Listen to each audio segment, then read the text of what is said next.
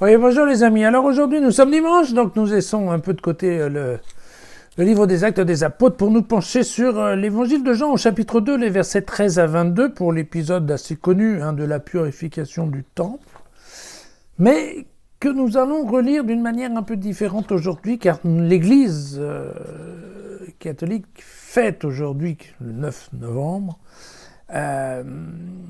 en fait l'anniversaire de la consécration de la basilique du Latran à Rome. Et donc, on va essayer de regarder ce texte de Jean que nous avons assez souvent lu, relu, étudié, pour essayer de comprendre pourquoi ce texte a été choisi dans le cadre de l'anniversaire de cette basilique.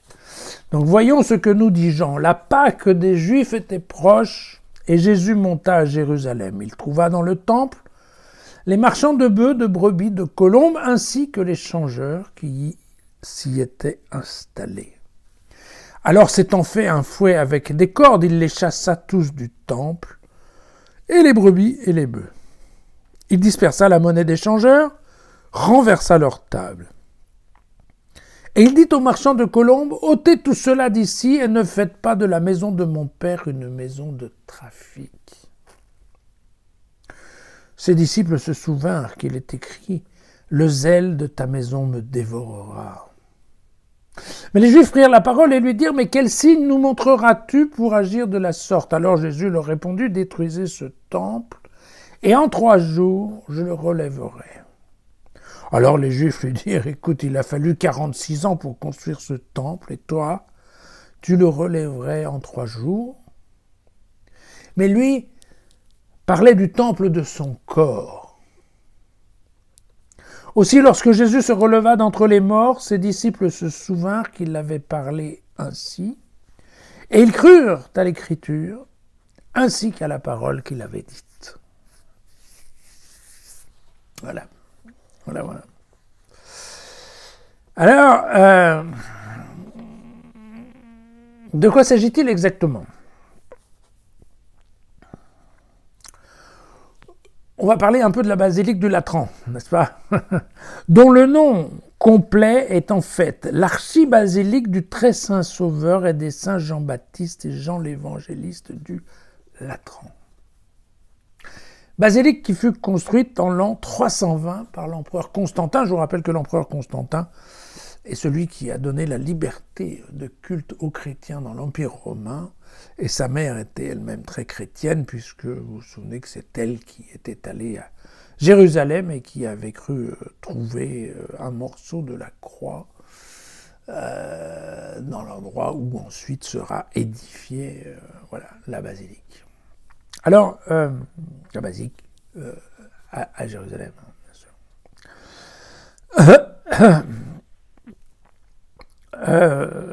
L'empereur a donné à l'église un terrain qui avait appartenu à la famille des Laterani, et c'est pour ça qu'elle s'appelle la basilique du Latran. Voilà, tout simplement du nom du propriétaire du terrain. Elle fut consacrée en 324 par le pape Sylvestre Ier. Et puis, donc, pourquoi c'est une église importante ? Tout simplement parce que c'est la cathédrale du diocèse de Rome.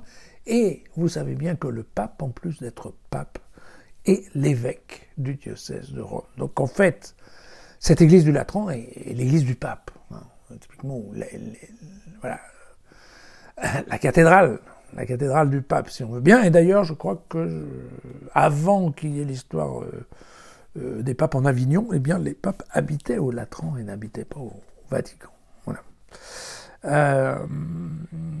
Après, comme toutes les églises, elle a souffert de destruction, de tremblements de terre, d'incendies et de choses comme ça.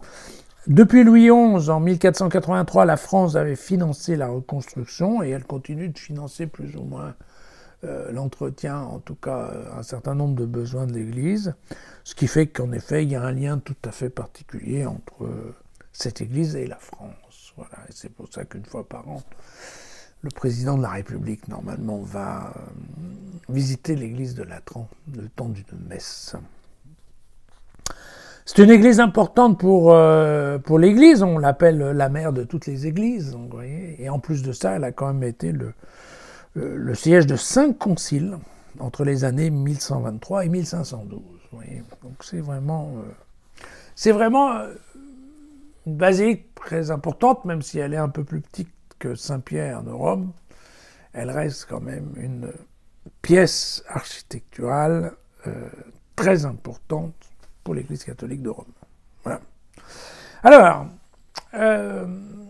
maintenant pour comprendre cette histoire de pourquoi choisir l'évangile sur la purification du temple de Jean à propos de cette consécration de la basilique du Latran, il faudrait en fait relire un peu le livre d'Ézéchiel. Voilà. Vous savez, je dis souvent, en fait, tout est dans l'Ancien Testament. Alors, Ézéchiel, en effet, parle beaucoup de la maison de Dieu. C'est une longue description que l'on trouve à partir du chapitre 40. Je vous lis certains extraits. Au chapitre 40 et au verset 4, l'homme me dit « Fils d'homme, regarde de tous tes yeux, écoute de toutes tes oreilles, applique ton attention à tout ce que je vais te faire voir, car c'est pour te le faire voir qu'on t'a amené ici. Tu raconteras à la maison d'Israël tout ce que tu vas voir. Et voici le mur extérieur tout autour du temple. » Je vous laisse lire la suite, il y en a pour un certain nombre de pages. L'homme en question est muni d'un bâton, et avec son bâton, ça lui permet de mesurer les longueurs de toutes les pièces architecturales du temple. Ça nous amène globalement au chapitre 47 et au premier verset. « Il me fit venir vers l'entrée du temple. Or, de l'eau sortait de dessous le seuil de la maison vers l'orient, car la façade de la maison était à l'orient. Et l'eau descendait au bas du côté droit de la maison, au sud de l'autel. » Et puis un peu plus loin, toujours au chapitre 47. « Ainsi le poisson sera très abondant, car cette eau arrivera là, et les eaux de la mer seront assainies. Il y aura de la vie partout où pénétrera le torrent. » Et donc voilà, cette vision d'Ézéchiel, il en a eu plusieurs. Celle du temple, en effet, il y a tout un plan architectural qu'on peut effectivement dessiner si on a envie, mais c'est l'histoire d'un temple carré au sommet de la colline, et puis il y a de l'eau qui coule du bord de la façade de l'Orient. Voilà. Et c'est une eau qui est purificatrice, en fait. Alors, le point capital du passage de l'évangile de Jean, c'est quand il pose la question aux marchands en leur disant « Qu'avez-vous fait de la maison de mon père ?» Pas tout à fait ça. La phrase exacte, c'est « ôtez tout cela d'ici, ne faites pas de la maison de mon père une maison de trafic ». Ça veut dire quoi? Que pour la première fois dans l'évangile, Jésus parle de la maison de Dieu comme de la maison de son père. Et donc, effectivement, il est en train de dire d'une façon tout à fait contournée que si Dieu est son père, alors lui est son fils. Voilà, qui est un des grands sujets de l'évangile en général. Voilà. Il y a donc une manière habile de suggérer maison de Dieu, maison du Père de Jésus. D'accord ? Et puis, vous vous souvenez, le parallèle va encore un peu plus loin, puisque plus loin, il dit je le reconstruirai en 3 jours, et Jean nous explique, c'est du temple de son corps qu'il parlait. D'accord ? Puisque cette grande idée de l'évangile de Jean, et des autres également, c'est de dire que dans la religion juive, c'est dans le temple que vit Dieu, et donc c'est l'endroit de la rencontre, et donc il y a tout un culte organisé sur le temple. Et puis dans la religion chrétienne, c'est Jésus qui dit « c'est pas du tout ça.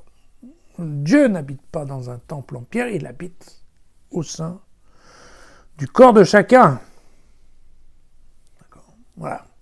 Et donc, là où Jean va être assez subtil dans son parallèle, c'est que vous vous souvenez que Jean est le seul dans son évangile à nous donner l'anecdote du centurion qui va percer avec sa lance le côté droit, c'est-à-dire le côté du cœur de Jésus. Et on se souvient qu'il a commencé à sortir un mélange d'eau et de sang. Et bien entendu, dans l'œuvre littéraire de Jean, le flux d'eau et de sang qui coule du côté de Jésus, c'est bien le fleuve qui coule sur le mur de l'Orient du temple d'Ézéchiel. Donc le parallèle entre le temple d'Ézéchiel et le temple du corps de Jésus va jusqu'à l'eau qui en sort. Voilà. Dernier point qui est important dans le cadre de cette inauguration de la basilique, c'est que Jean nous ramène aussi au psaume 69, « Oui, le zèle pour ta maison m'a dévoré ». Et donc, effectivement, c'est une excellente manière de faire le lien avec la dédicace de cette église, puisque on peut raisonnablement comprendre qu'effectivement, le jour de la dédicace, Sylvestre devait vouloir effectivement souhaiter que l'ensemble des générations de chrétiens qui allaient le suivre, eh bien, allaient faire preuve de zèle, effectivement, pour l'entretien de cette église. Voilà. Et donc voilà pourquoi, en fait, ici, il y a une très bonne connexion entre le choix du texte de Jean et cette activité tout à fait humaine qui était la dédicace d'une église qui restera encore aujourd'hui, effectivement, une des pièces, encore une fois, architecturales maîtresse de la foi chrétienne. À demain.